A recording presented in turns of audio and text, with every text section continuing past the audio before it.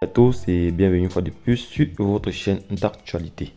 Aujourd'hui, nous allons faire un tour une fois de plus du côté de la France pour vous parler d'une situation vraiment critique.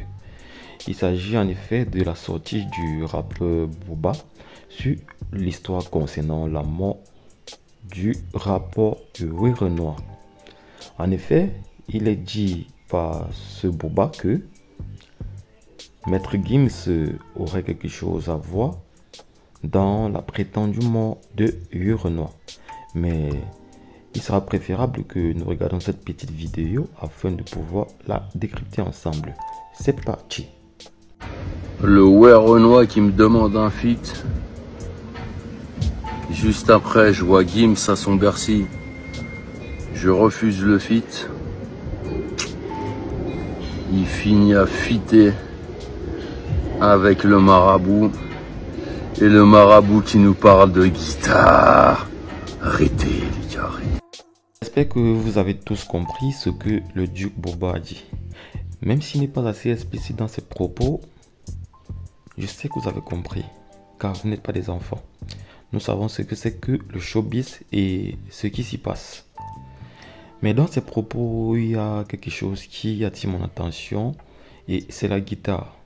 Ce qui me fait penser à Robert Johnson. Je ne sais pas si vous connaissez qui est Robert Johnson, mais je vais vous laisser un petit extrait pour que vous puissiez mieux comprendre de quoi il est question.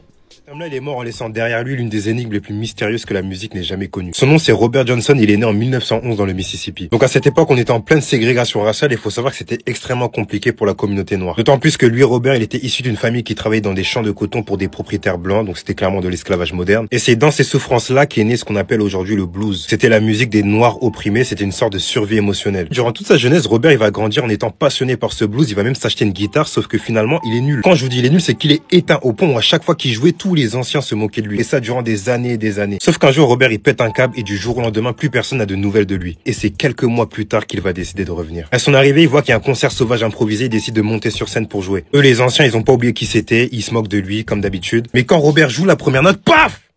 Silence total, tout le monde est choqué. Du jour au lendemain, c'est devenu l'un des meilleurs guitaristes blues du pays, c'est une dinguerie. Il y a personne qui comprend, ses proches lui demandent Robert qu'est-ce qui s'est passé. Il explique qu'en gros, un soir de pleine lune, il marchait sur une longue route déserte et qu'il a croisé un homme grand, sombre, vêtu de noir, avec une barbe. Non, je rigole. La barbe, j'ai menti. Qui lui aurait pris sa guitare des mains, il aurait accordé pendant quelques minutes avant de lui rendre. Là, je pense que vous l'avez capté, il venait de faire un pacte. Depuis ce jour-là, Robert connaît un immense succès, sauf que... Tout ça, regardez la vidéo et je vais pas trop en dire.